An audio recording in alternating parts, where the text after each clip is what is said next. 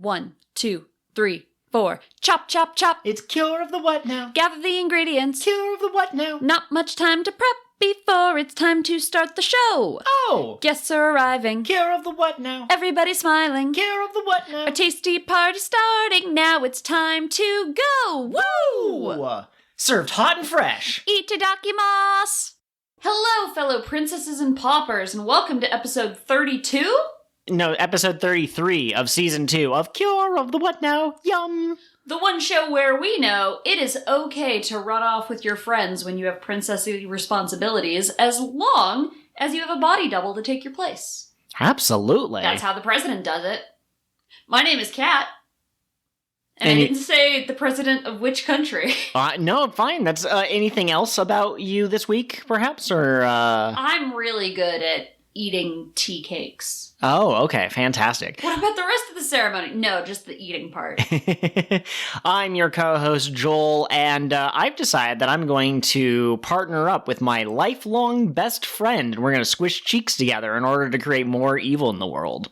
Hell yeah. It's not gay. It's not? There's no subtext here. What if you hold hands? No, that's just two good friends just being friends. Bros can hold hands now? Yeah, guys being friends. Guys being dude friends. Absolutely. Let me stand up to greet you. Oh god, my legs!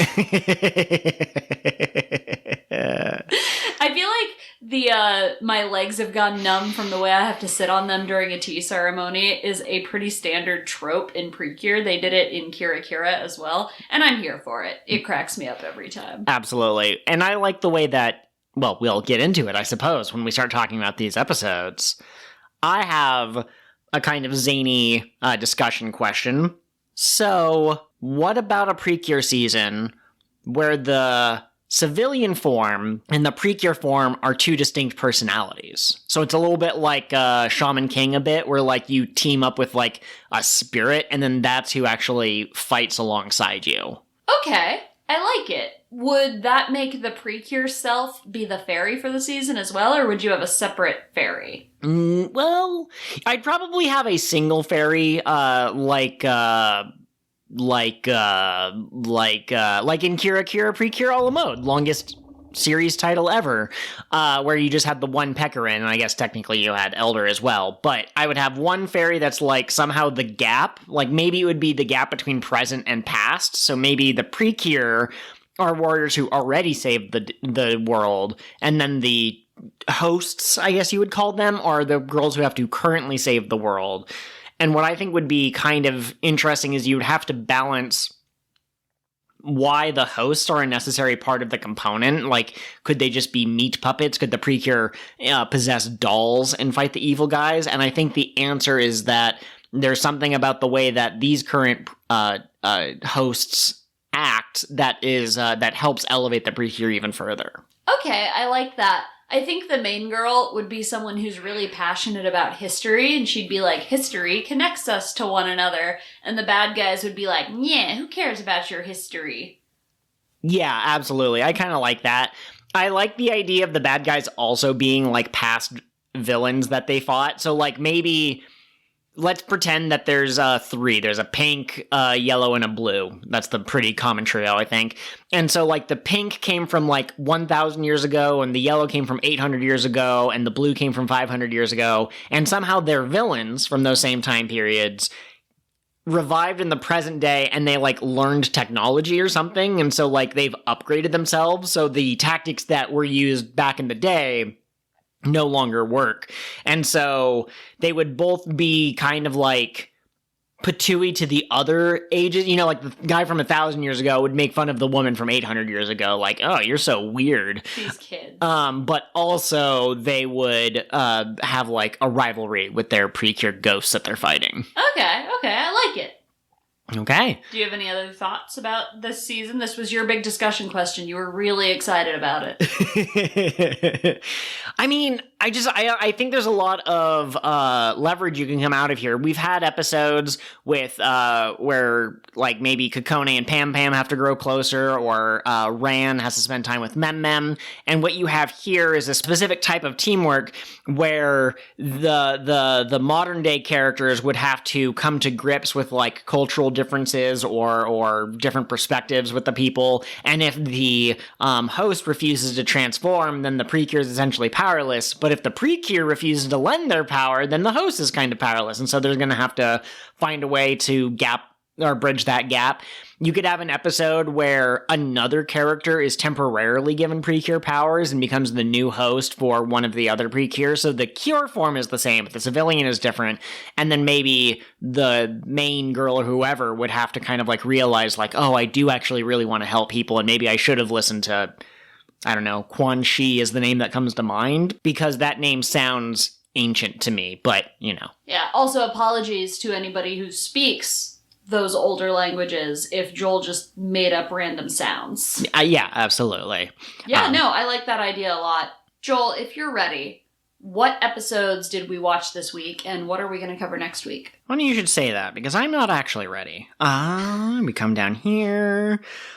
What we watched this week was Delicious Party 31, Doki Doki 27 and 28, and Glitter Force Doki Doki 21. Next week, we will be watching Delicious Party 32, Doki Doki 29 and 30, and Glitter Force 22. So, interestingly enough, last week, I couldn't remember what Glitter Force episodes we were going to watch, and I said, it's going to be between 1 and 2. But actually, if we had timed which episodes we were covering a little bit differently, we could have had a week where we had no Glitter Force episodes, because the second episode we watched this week and the first episode from next week were both excluded from Glitter Force. Oh. But instead what we do is we get one Glitter Force one week and one the next week. Okay, cool. What would you like to succinctly summarize first? I'll succinctly summarize Delicious Party. It's fresher in my mind. The plate is How could it be fresh when fresh is a different season? So, there is a princess who is visiting Oishina Town. She looks exactly like Yui. She knows about Yui because, apparently, Mr. Cinnamon, or whatever his name is, Takumi's dad, has visited the country before, and it's like, hey, you should check out, this person who looks exactly like you. And what happens is a Freaky Friday, they swapped bodies. What's the one I'm thinking of? Parent Swap, where they just switch. The Parent Trap, where they. I'm sure there's a show on like some like a reality TV show where, you know, the hoarder mom switches places with the OCD, everything must be clean mom, and then they both lose their minds. Don't you remember that show, Wife Swap? Oh, okay, yeah, that's exactly what it would be. Yeah. Okay. What Joel is actually trying to say is this episode was an homage to the world-famous story, Barbie, Princess and the Pauper, in which a princess realizes that she has a doppelganger among the local peasants, and they switch places so that they can each experience the kind of freedom that the other has. Yes, absolutely. Because when you have just mountains and mountains of privilege and can do whatever you want, don't have to obey any laws, what you need is to be poor for a day to learn some lessons. But, like, isn't it just as hard that I can't marry the guy I like as you being in literal slavery? I love Barbie, Princess and the Pauper. It's the only Barbie movie that I watched, like, over and over as a kid. But even as a child, I was like, these are not the same. Absolutely.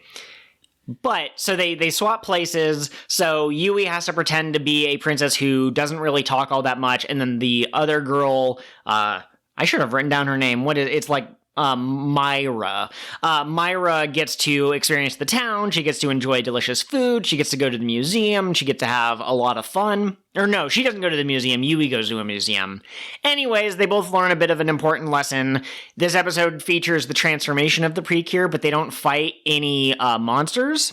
They don't fight any Ubazao. Instead, Yui foils a kidnapping plot As Cure Precious? As Cure Which Precious. is awesome, because I've always wanted to see the PreCure just punch some normal dudes. To be clear, she did not punch some normal dudes, but yes, that was absolutely happened. And then the other 3 girls transformed simply so that one of them could bridal carry this Yui lookalike to an important speech. And then she gave an important speech, and everyone was happier for it. Yay.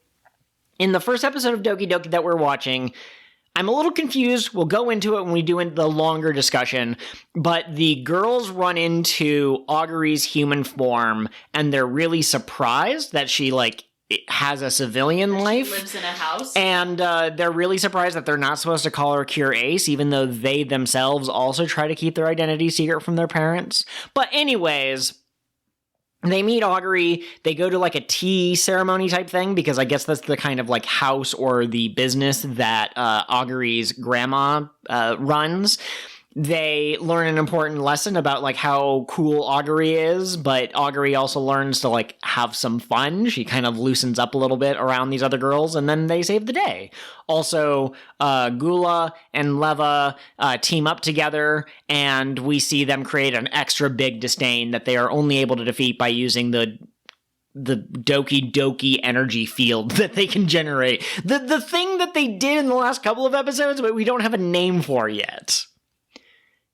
And then in the next episode, we find out that Aguri is not very good at making friends. She's so dedicated to her task that she doesn't really interact with other people. But then Mana's like, you should try being friends with this girl. And Aguri learns that sometimes friendship is the tastiest, most secret, delicious snack that you can have. It's also this season's festival episode. And then they beat the bad guy. So that's pretty much it. Those have been your Succinct Summaries. Friendship is a tasty snack. Yes. Tasty snacks are tasty snacks. I have never had my enjoyment of a treat increase because it was somebody else's. Just remember... Wait, then how come you're always stealing my fries? Because I don't order myself fries. Oh. Because I don't want a whole thing of fries. I just want 1 or 2. Oh, okay. But they're not tasty because they're yours. They're tasty because they're fries. But what you have to remember is that PreCure is indoctrination for our children. So if we tell young kids that sharing makes things taste better, then they might start sharing, and then they grow up and they're like, man, sharing's good. That's just one of my core values, and I don't know where that came from. Meanwhile, at Toei, people are just high-fiving each other like, haha, we taught those kids to be selfless. Got him. What was your favorite episode we watched this week? I'm going He's to say... to take off. He's an airplane. My face is turning redder and redder as the fuel builds up in my neck. Yeah, my head can detach from my body. Can't yours? But I'm very Halloween of you. I like 2 different episodes, but I'm going to say that my favorite was probably the tea ceremony first episode of Doki Doki. Did you like the Doki Doki Aguri episode? Yes, I actually liked the festival episode a little more. I thought it was fun to see her try to be a normal girl. Yeah. The thing I thought was weird, although I guess maybe it's because the festival is also kind of a cultural product, but I thought it was weird that they chose to keep the tea ceremony episode and not the festival episode in Glitter Force. Absolutely. Now, I don't know... Okay, we've speculated which episodes they've taken out. They took out an episode where Rika, learned that Mana was a PreCure but didn't believe her or whatever. They took out the learning all of the poetry for Rika, and then they took out the Aguri has no friends episodes. Those are the 3 that I can remember. My theory as to why they kept in the tea ceremony episode was, 1, it established that Aguri can only transform into her PreCure form for 5 minutes at a time, which is a limitation that in the episodes we've seen so far, Leva has tried to exploit once, but maybe they'll continue to exploit it. So maybe you need that setup for this limitation that will be important later. The other possibility is we know that Saban sometimes tries to get rid of Japanese specific things, and they try to pretend like this series takes place in America somewhere. But with the tea ceremony, they literally set it up as if Mana has never been to a tea ceremony before. She only has a vague understanding of them. So for an American audience, you don't have to assume that they know how the Japanese rhyme schemes work or something like that, or that they don't use characters, they use symbols or whatever for their words. Excuse me, I'm not a linguistic person, but Anyways. A linguist? A linguist. Yeah, that's what we call them.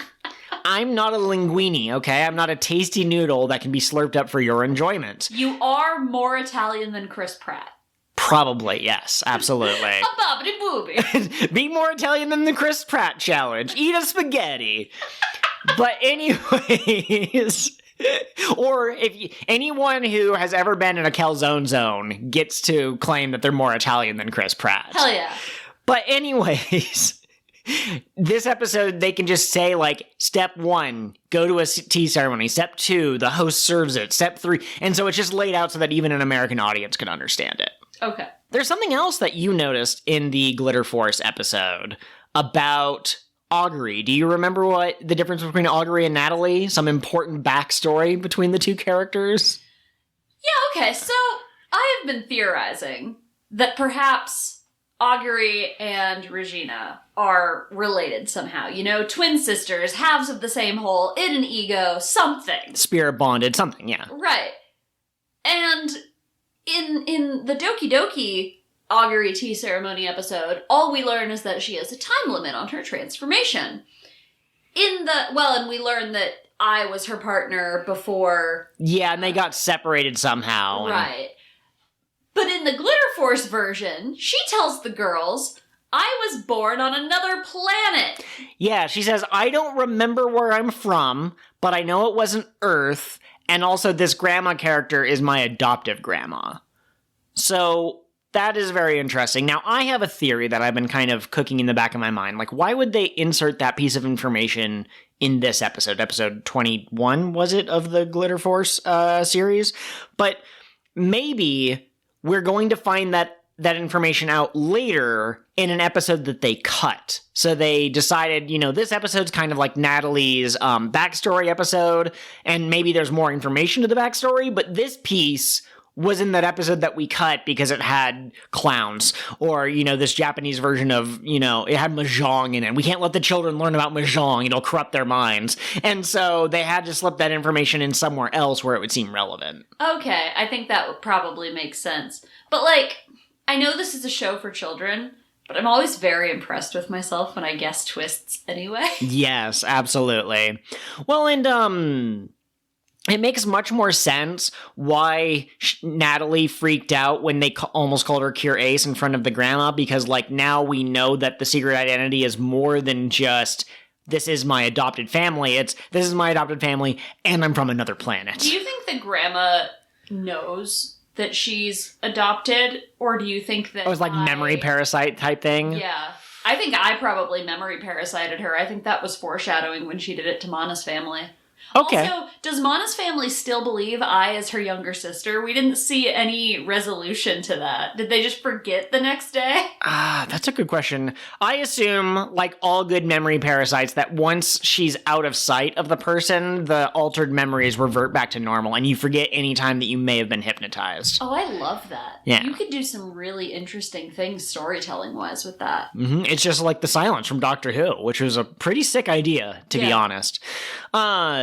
So yeah, we found out that she's from another planet. I like this idea that there are multiple worlds that need to be conquered, and that there might be PreCure from other worlds as well. Because, like, Leva and Gula show up and they're like, hey, we've just conquered like 3 worlds. Why is it taking you people so long? But at the same time, why don't we have like 100 PreCure this season? Because, like, why don't we have one for like every world that the Selfish King has ever tried to attack or whatever? And I think it was really cool that they brought that idea back really quickly. After listening to our last episode, that magical girl Au pointed out that she believes that it should be Gula and not Gura because the L from gluttony, which kind of makes sense. You said too. I thought I liked Gura better because Gura kind of makes me think of a shark. Like, there's something in there. I think the Japanese word has something associated with sharks in the word Gura, and so I was like, hell yeah. You know the Shark Girl VTuber is Gura. Oh, maybe that's where my brain made the connection. But anyways, I will be trying to do Gula, even though Gura sounds a little bit cooler to me personally. I'll probably switch back and forth between them. Oh yeah, just to be maximally confusing, absolutely. Well, I like both, and I'll say whatever one comes out of my mouth at the time, you know? Okay. Kind of like how I switch between Natalie and Aguri for one, because I just can't remember. Yeah, or I call you Kat or Catherine, and I really don't know how my brain decides which of the two it's going to go with. I gotta tell you, I sometimes find it startling when you call me Kat. I'm not used to you calling me by my name, but I am used to hearing my full name, Catherine, when I am in trouble. And so when you go, Catherine, I'm like, oh, I gotta focus. When you call me Kat, I'm like, what is this casual interaction? Do not interact with me unless there is an important objective you are trying to achieve that requires my attention. There was one other difference between the Japanese and the Saban dub for this episode, and that's Raquel/Rory asks Augury/Natalie, how come your transform state is older than you are, now? And in the Japanese version, she says, or at least the fan sub version, how she chose to translate it was, I love the worlds that are under attack so much, and I want to protect them, that it gives me extra strength, and I basically grow up so that I punch harder, essentially. But in the Glitter Force version, she says, I'm so mad at the Mercenary King that I just want to beat the crap out of him, and that anger gives me strength. It's just amazing. Powered by hatred is more in character for Ace, but powered by love better matches the show and everything she says. Yes. Well, and I want to beat up someone who's doing something I don't like. In a certain context could be very selfish, and in another context could be very selfless. It's kind of either or. But protecting people very rarely could be a selfish thing. That is, selflessness incarnate. Absolutely. We got the girls in their kimonos. It was kimonos, right? It was kimonos for the tea ceremony, and then yukatas for yukatas for the festival. But they were in kimonos. I really liked that. There was a part when Mana's legs fell asleep and she fell over, and she goes, "Makoto, aren't your legs asleep?" And Makoto goes, I'm fine. And then Mana reaches over and pokes her, and she also falls over, and she's like, oh, my legs are asleep. And I just thought that was cute. That was cute. Or Makoto tries to demonstrate that she knows, you have to turn the cup, but she spins it on an umbrella. Yeah, she does a circus trick type thing. Absolutely. Even Dabi is like, no, Makoto. That's the wrong kind of spinning. I want to ask you a question about Doki Doki. Okay. So we did our episode where we watched the first episode of every season, and we gave kind of our initial impressions.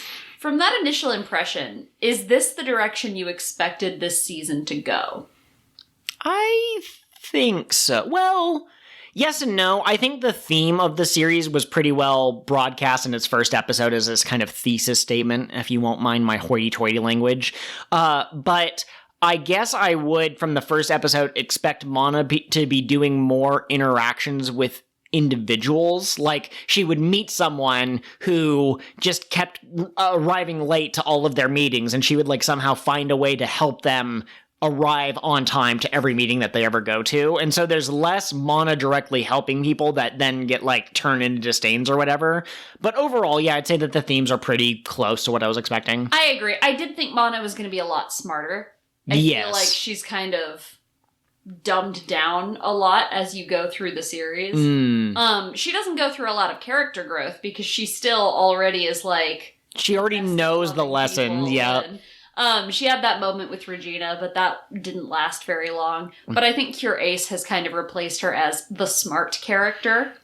Yeah, I would say so. Not to talk about the Locked Tomb series again 2 weeks in a row. Or no, we didn't. Anyway, it doesn't matter. The Locked Tomb series, I'm rereading the first book right now, and there's two characters that work together, and one of them is very smart, very bookish, very I have read and memorized the mathematical formula, and I know that that person over there just ate a jelly donut because for the last 6 days they have been talking about wanting a jelly donut, and this morning I saw that the jelly donuts were in the room, the cafe. They were on sale today, so I know that they must have eaten it. And then there's another character who's pretty head empty a lot of the time, but she's very intuitive. And so she's like, I know that person ate a jelly donut because I can see the powder on their lips and their hands, you freak. And I just feel like that's Mana, right? Like her heart's in the right place and she can be pretty smart, but it's in more of like an intuitive sense. Whereas like Rika and Alice strike me more as people who have like read the book and memorized the rules. Mana for I want to eat a dessert. Yes, absolutely. Can I share something off topic really quick? An interaction. So last night I was a debate kid and I loved doing debate. And sometimes I will play with words in such a way that it drives Joel a little crazy and he'll be like, thank you, former debate kid. But one of these characters in the book, he's very smart, but he doesn't like it when people do that because, you know, we're moving along here.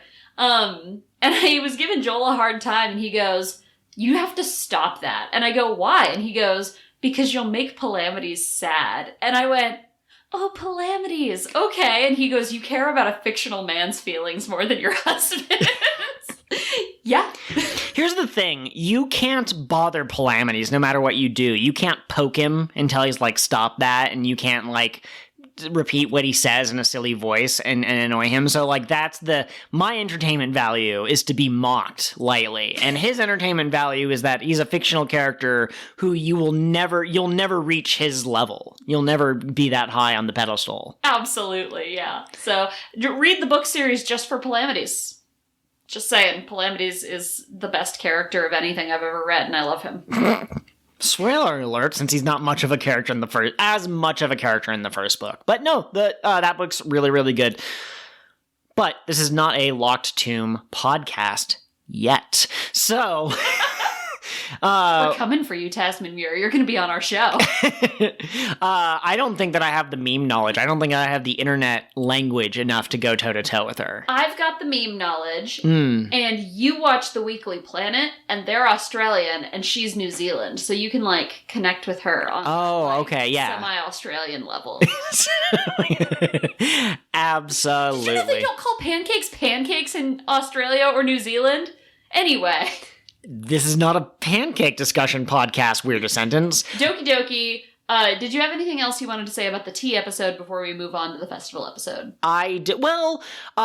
I'm curious if for the rest of the series, Gula and Leva will continue to go cheek and cheek and create larger disdains. Because like now that they've created monsters of that size, they can't downgrade exactly. But I also can't see them getting along for much longer because already in the first episode when they teamed up, they were already getting on each other's nerves. So I have no idea what's going on, but I assume there will be another power shift soon-ish. Like maybe episode 35, 36. I expect Belle to come back. Where's Belle been? Where is Belle? But I expect the original trio to show up and like shank Gula and Leva and be like, try, fulfilling the Selfish King's desires now when you're 6 feet under. The King sends his regards. We found out Bella's sloth, right? Sloth always repays its debts. Eventually, when it gets around to it. When I can be asked. Oh boy. One thing I did it amused me, essentially, in the tea episode was Aguri's grandma was like, haha, she has no friends. She wasn't really like that. She said, it's nice to see you having fun. You don't usually bring friends over. And all of us in the Discord were laughing at, haha, your grandma thinks you have no friends. Which we find out is actually canon in the next episode. That's what I was leading into. Yeah. We also find out that Aguri... Okay, so AU asked us, how do we feel about Natalie/Aguri when she first showed up? And I said... I'm getting the vibe that I'm going to like her, but at the moment she's kind of like who is this child? But the more we see of Aguri's true nature, the more I really do like her. She's a kid who likes sweets. She would fit right in with Chopper and Jewelry Bonnie from One Piece, but she also has like this kind of like mature side, and she really does truly care about defeating King Mercenaro, the Selfish King. And I think that really shines through in the episode where she has no friends. So, what was your favorite part of this episode, do you think?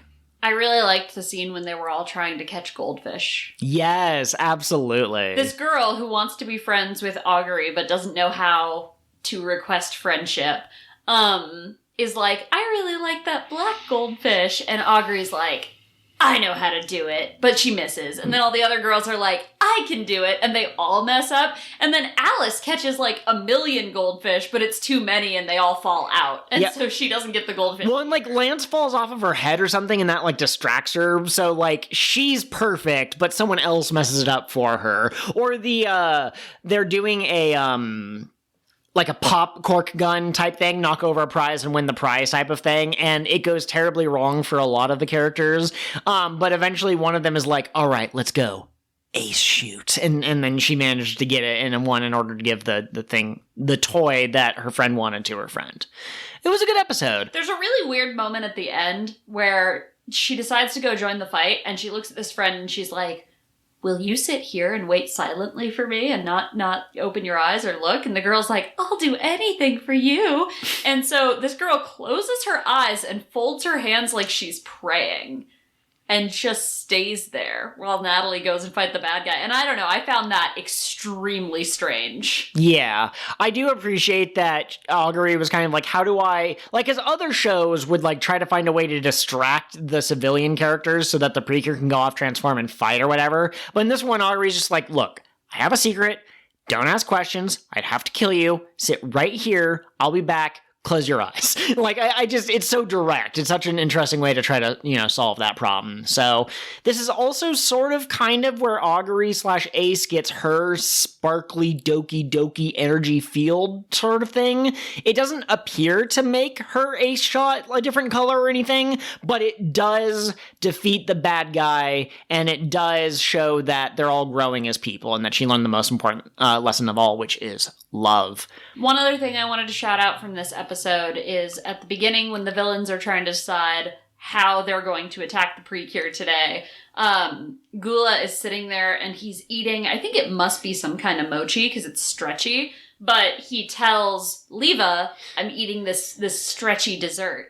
And Leva goes, that's it, stretching. And Gula glares at him for a moment and then turns around and goes, you can't have it. Yeah, they really do come across as a couple. Like, James, that one welder guy in the Discord, has been joking with us that these two are married. They showed up as a pair and they have a back and forth. But, like, they seriously hold hands and squish faces together in order to create disdains. And they're really, when they're doing the disdainification, they're like one step away from doing that Japanese couple thing where they make a heart with their two hands together. I've also decided that I like homeless clown Leva.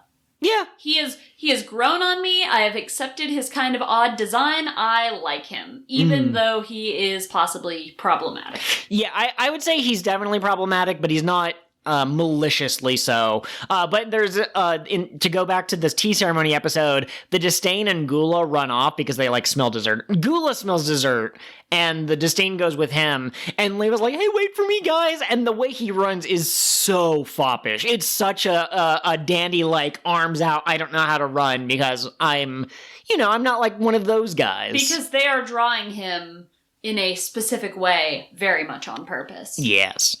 The other scene that I really, really like from the Aguri Has No Friends episode is at the very beginning, they are running together, all 5 of the PreCure in their civilian forms. And of course, Rika has no athletic ability. She's like lagging behind. She's like clearly about to pass out. She's like, please, are we almost done? And the other girls are like, come on, it's only 10 kilometers, which is like 6 miles. Yeah, we're watching this and watch together, and they go, come on, Rika, it's only a 10K. And I went, yeah, Rika, that's only 6 miles. Don't be a baby. And James goes, you tell her, Kat. Look, I'm sorry. I had run 6 miles the day we watched it. I did 16 miles yesterday. 6 is just, it's nothing at this point. But if you are not running 6 miles yet, I support you. Yeah, absolutely. We're allowed to be snobs because we're about to run our 3rd marathon in a couple of months. Oh, yes. Would you count the Dopey Challenge as an ultra?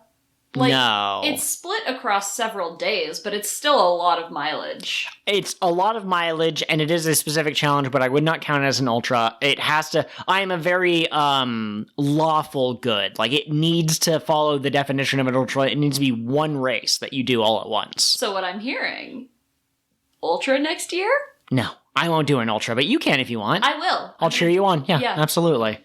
There's a 100-mile ultra over Mount Fuji, and I really want to do it, but you have to do so many ultras first in order to qualify to go to that one. So that's my goal. Cheer me on, Cure the What Now fans. Cure of the What Now. Yum. Run.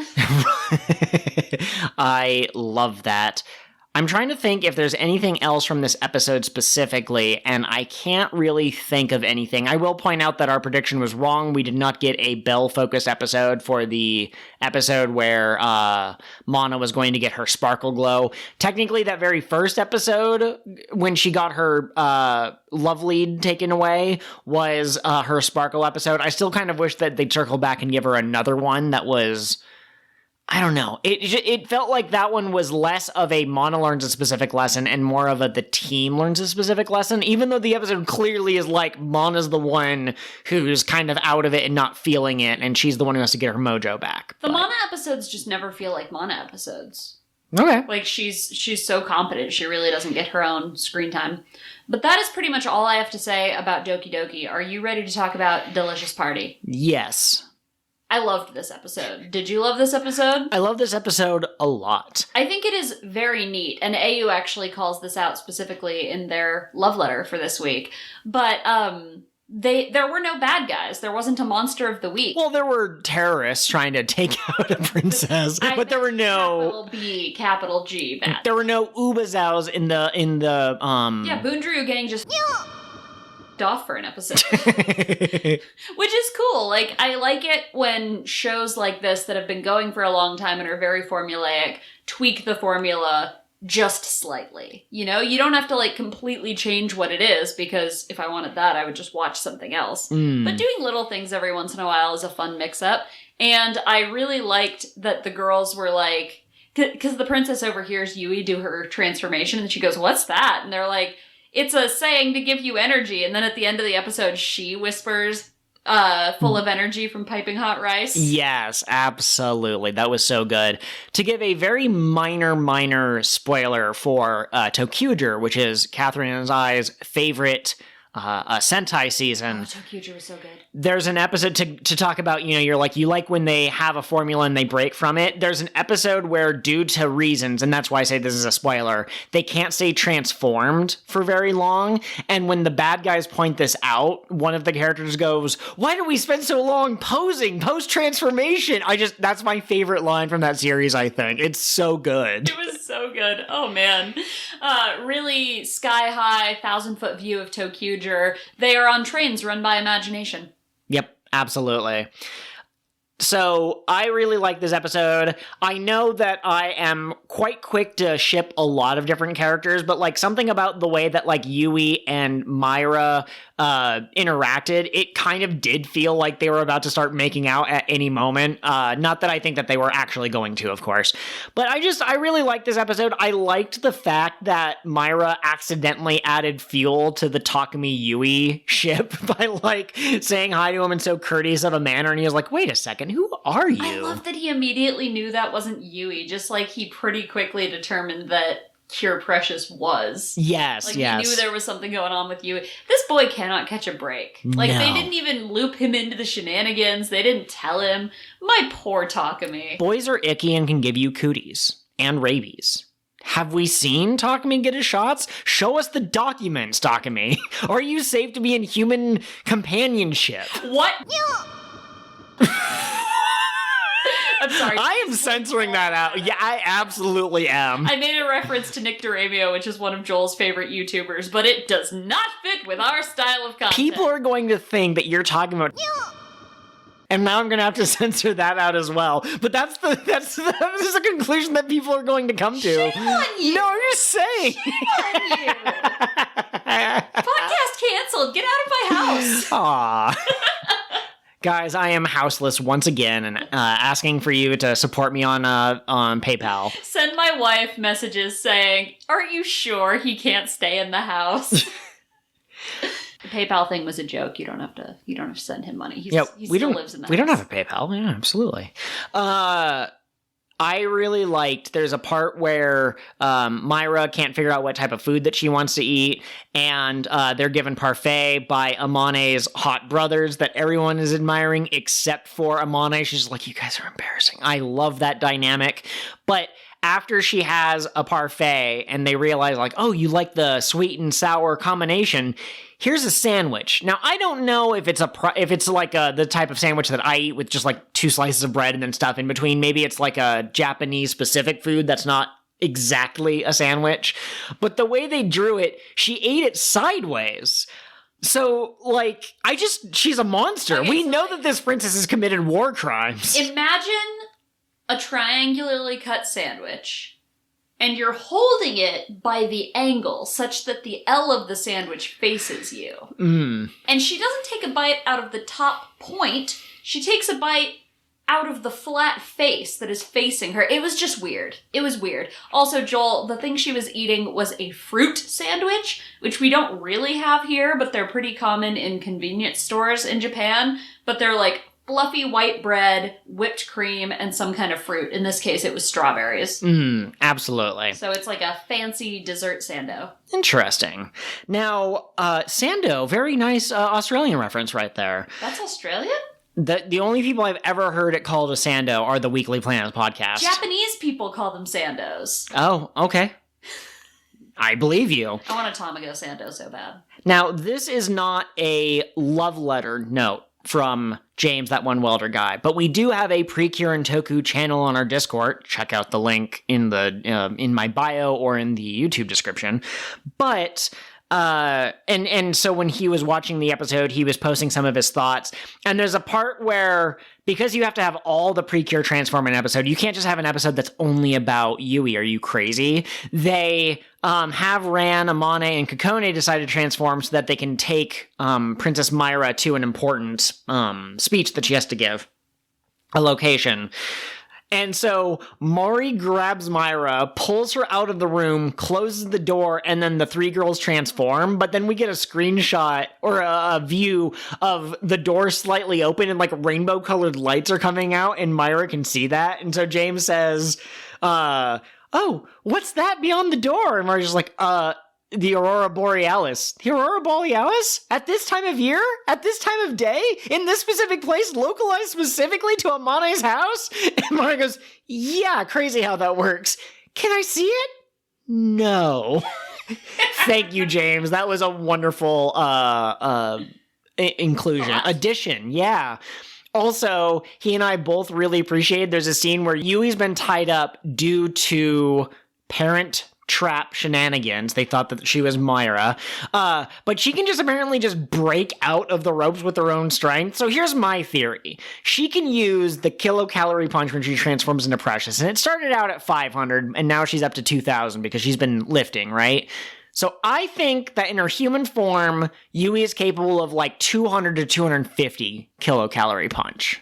She's already pretty super strong. I think at the beginning of the series, she probably had the 100 kilocalorie punch in human form. But at this point, she's leveled up to the 250 as a person. Yeah, absolutely. We just need a power ranker. This is why Amane can't teach her. You said ranker. I thought you said power ranger, and I was going to be like, did you forget how to say power ranger? Go, Power Granger! What was it I thought I read on a sign last night instead of now hiring? It was something like weird. Cax Kringle? Yeah, it was like Chicks Kringle or something. I was like, what are you talking about? The sign over there, it says, now hiring. Listen, I have really bad eyesight, and even when I have my contacts in, if it's nighttime, sometimes I can't see things at a distance very well, which is why I don't drive at night. Yeah, very responsible of you. Are you ready to move on to love letters from our fans? Yeah, I would say so. Overall, I think that if you have not seen a single episode of Delicious Party, kind of weird that you're listening to this podcast, but this would be a great episode to see if you like the characters, because it's really just shenanigans. Yeah, absolutely. That's it. So we got one from James about Doki Doki. Basically, their outfits were cute in the tea episode, and Aguri has no friends, LOL. You know, that's...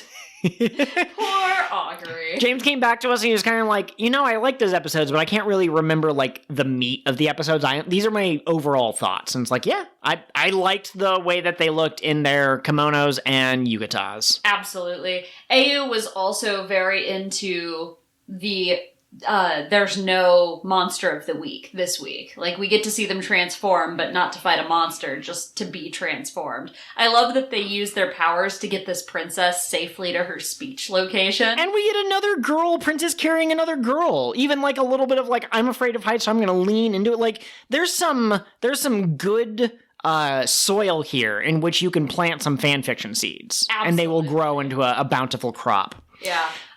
Also, I want to shout out Ayu calling Monpei Shinada a DILF. I would never have expected Ayu to use the word DILF. From one DILF appreciator to another. 10 out of 10. Good job. I'm not often an appreciator of men. Occasionally I'm like, okay, that character looks pretty That nice. Man is very hot. Right. From the last couple of times that we've seen Monpei, that's Takumi's dad, I didn't really get that vibe from him, but in this episode, the Princess Myra mentions, like, oh yes, I met a man named Monpei, and Yui makes this face and a little thought bubble comes up, and I'm pretty sure it's to remind kids who this character is if you haven't seen him in, 2 months. But he does kind of look fine in that picture, and it kind of made me like, wait, is Yui not interested in Takumi because she's into older men? Is she a homewrecker? Is she more interested in Daddy Takumi than Takumi himself? Oh, no. No, as we've discussed before, I'm pretty sure that she is more aromantic than even other PreCure characters who are mostly aromantic themselves. She's on the same level as Luffy. Yes. Now, the last thing that we have, unless you have some crack theories for us, but episode 32 of Delicious Party PreCure, Slurp It! Noodle Fest! Find the Lost Udon. Now, other than the fact that slurp is a really funny word to me, it's like the perfect funny word, one syllable, slurp. But the Lost Udon is really interesting, and I doubt it's going to be as interesting as this, but it kind of conjures to me this, legendary udon that was lost, 100 years ago, and the scroll is hidden somewhere in Oishina Town, and whoever gets it can unlock a new carb-powered transformation for their PreCure outfits. But realistically, this really reads as a Ran episode, and it reminds me of that time that the shop was closing and she wanted to help. My guess is that she sees someone post something on Caresta about, these are the best udon noodles ever, but they forgot to tag where they got it from, so she's on a quest to find the store that sells them. I like that idea. I also like the idea of it being like a food truck. There are food trucks in our town that move around, and so if you want to eat there, you have to find where it is, and some of them are mystery locations, you have to follow them and figure it out from the hints and go there and get the food. So that would be funny to me too, if it's a mystery food truck that she's desperately hunting down. So, you want to slurp my udon, do you? I left all of my noodles in that place. Ever since, food... No, yeah, what do they call them? Food bloggers. Food bloggers have set out searching for the food truck that'll make their dreams come true. Yo, noodle! Avocado! Spicy breadsticks!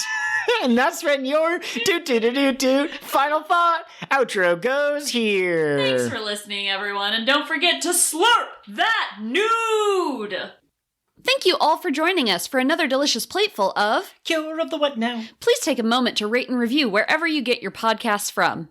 Or if you're watching on YouTube, be sure to leave a comment, a like, or lick that subscribe bell so you know when the new episodes are going up. Did you just say lick it? Well, yeah, we're baking delicious foods. It's a delicious party. Anyway, you can find me on Twitter at PirateGhostHost. Please don't lick me. Can you even lick a ghost? I'm on Twitter at Kotwin_pod. KOTWN_pod. Absolutely. And as always, the Discord link is in the Twitter bio and also in the YouTube description. Come join us for weekly discussions, streams, and all of the PreCure your heart can handle. Thanks for listening, everyone. Yum. Or no, I'm full.